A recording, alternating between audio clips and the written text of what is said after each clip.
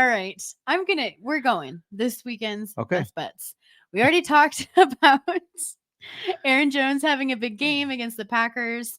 The rushing and receiving yard line isn't available yet, but if it's around 80.5 or so, I want to jump on that instead of this one. Look at you doing a little I know. analysis of A what it little might set bit. at. I like it. But I'll still give this one out since it's available now. I'm going Jones over 57.5 rushing yards.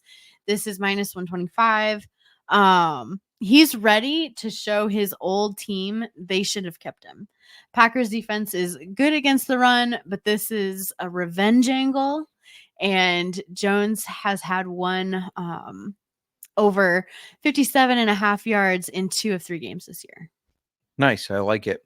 I am going to go. My best bet is DJ Moore.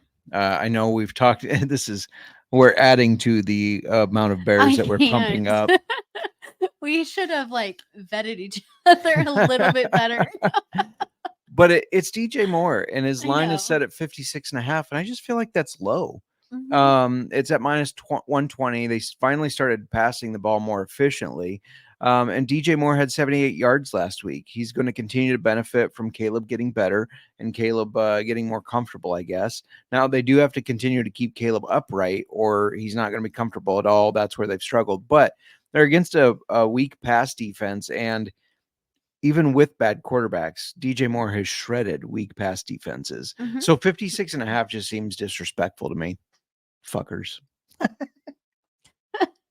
I'll gladly take their money. Okay. My next bet is Andy Dalton to throw over 2 touchdown passes. The Red Rifle.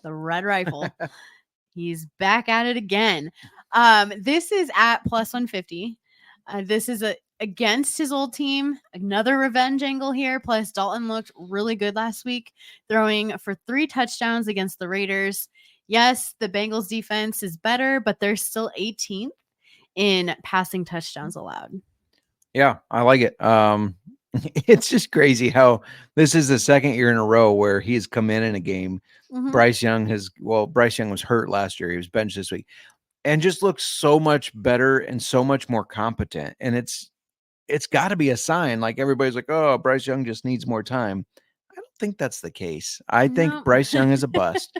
Let's talk about Patrick Surtain again. Mm-hmm. Shut down Mike Evans. Now he's going to shut down Garrett Wilson.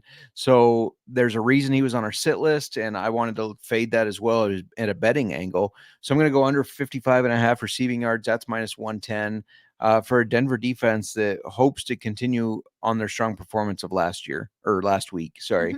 Mm-hmm. I think he's going to shut Garrett Wilson down, maybe even pick off old Rodgers a couple times. I'd like to see that. Right.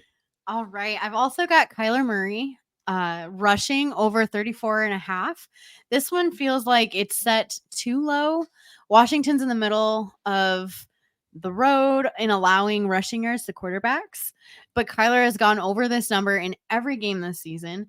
Daniel Jones, whatever you want to call him these days, ran for 32 yards against this defense. Kyler is a much better runner. 34.5 at minus 115 feels too easy. Yeah, he's a better runner by a lot of bit.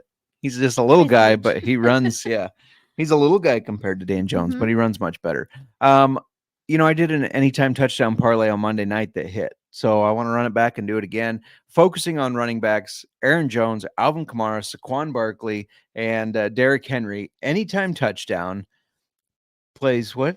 I saw a comment pop up. We'll continue. Oh, all right. The parlay pays a little over 12-1. So Jones, Kamara, Barkley, and Derrick Henry to have a touchdown. I think those guys are solid. I think they can do it. I like it. Should we, since you got distracted by the chat, I'm should we catch up with it? Go get up there.